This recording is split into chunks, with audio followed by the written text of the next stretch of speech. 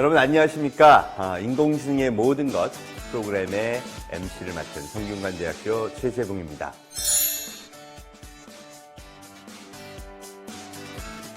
(2016년) 알파고가 이세돌을 이긴 다음 전 세계가 사실 경악을 했죠.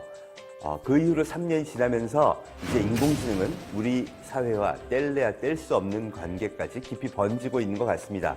그런데 한편으로는요, 이게 너무 어렵기도 하고 전문 분야 아닌가 싶어서 관심이 좀 시들해진 면도 있고요. 그러면서 한편으로는 걱정이 됩니다. 그 문제를 해결해 주실 인공지능의 전문가 한 분을 모셨습니다. 인공지능계의 본좌, 경희대학교 이경전 교수님을 소개합니다. 안녕하십니까. 경희대학교 경영학과의 이경전입니다.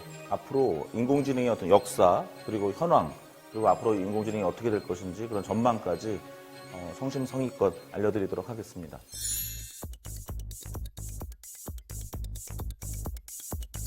인공지능, 단 한마디로는 뭐라고 정리할 수 있을까요? 인공지능은 인간 같은 걸 만드는 것이 아니고요. 그 다음에 생각하는 것을 만드는 것이 아닙니다. 인간이 주는 목표를 어떻게 정말 달성할 수 있을지 그 시스템은 생각하지 못해도 괜찮아요. 인간이 준 목표를 최대한 잘 달성하려고 하는 시스템을 만드는 것이다. 이것이 인공지능의 현대적이고 현재 표준적인 정의입니다. 그럼 우리가 알고 있는 상식이 완전히 깨지는 거네요. 예전에 학자들이 그렇게 생각한 시절도 있었는데요. 한 1995년부터 지난 20년, 25년간은 인공지능의 표준적이고 현대적인 정의가 정립이 되어 왔습니다. 그럼 본격적으로 인공지능의 세계를 한번 들어가 볼 텐데요. 인공지능의 역사부터 좀 간략하게 한번 말씀해 주시겠어요?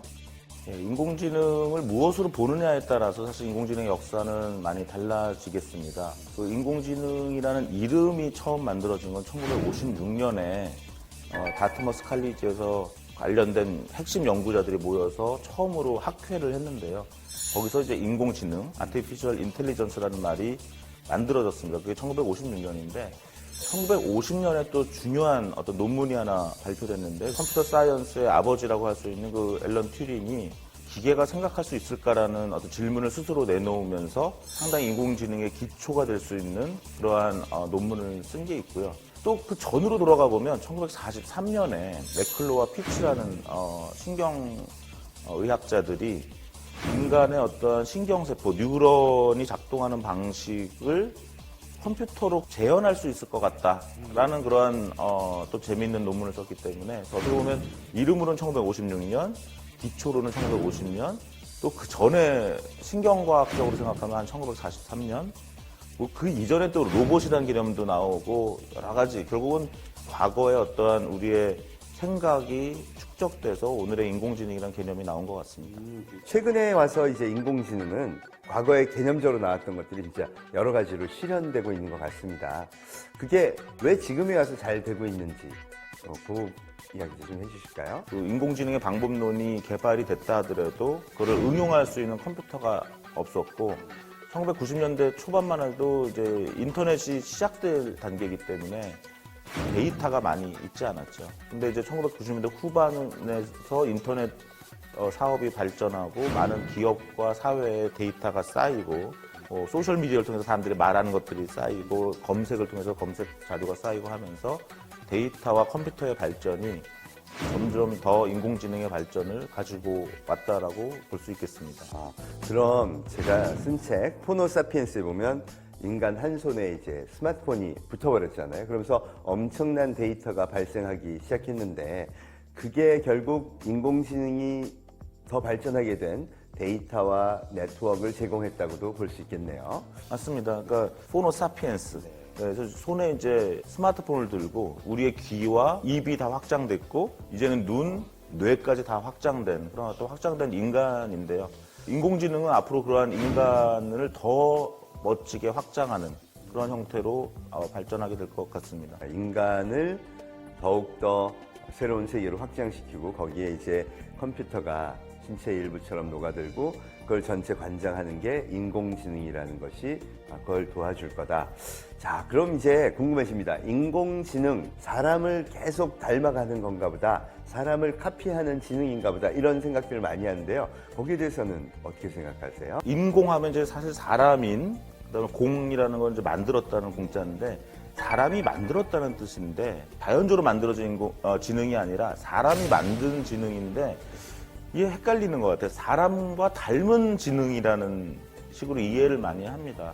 그래서 인간은 합리성이 제한되어 있기 때문에 오히려 우리가 인간이 만들어야 될 인공지능은 그 인간의 제한된 합리성을 극복할 수 있는 합리적인 기계, 합리적인 지능을 만들어야 되기 때문에 초기에 어떠한 인공지능 학자들도 그 부분을 좀 헷갈렸습니다. 처음에는 사람을 닮은 것을 만드는 것을 인공지능이라고 생각했지만 현대적인 접근 방법으로 이야기한다면 사람을 닮을 필요가 없이 합리적인 어떠한 행동을 할 수 있는 한목적적인 행동을 할 수 있는 기계나 시스템을 만드는 것이 인공지능이다. 이렇게 정의할 수 있겠습니다. 우리가 생각하기에는 자꾸 인공지능은 인간의 모습을 닮은 로봇 안에 거기에 비슷한 행동을 하고 막 이런 걸로 이해했는데 그게 아니라 우리가 어떤 목적을 위해서 인간의 지식을 모아 새로운 지능을 개발하고 이걸 발전시키는 것, 그게 진짜 인공지능이다. 이렇게 말씀하신 것 같습니다. 자, 그럼 여기서 코너 속의 코너 엉뚱한 질문 하나를 드리도록 해보겠습니다. 상상력을 펼치는 시간인데요. 인공지능 감정 느낄 수 있을까요? 보통 인공지능과 감정의 관계는 사람의 감정을 인식하는 연구는 많이 합니다.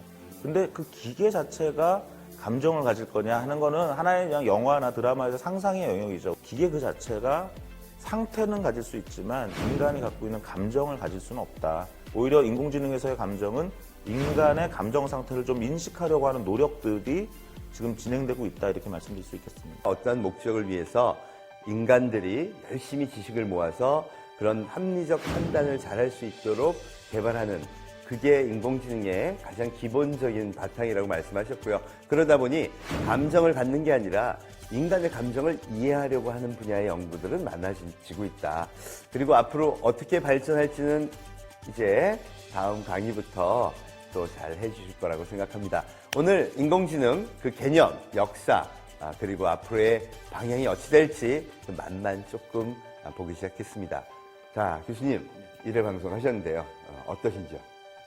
네, 인공지능은 사실 정확하게 이해하면 굉장히 쉽습니다. 그래서 쉽고 친절하게 설명해 드리려고 애를 쓰겠고요. 그 다음에 그런 과정에서 또 질문이나 그런 것들이 있으시면 저희가 반영해서 또 하고 싶습니다.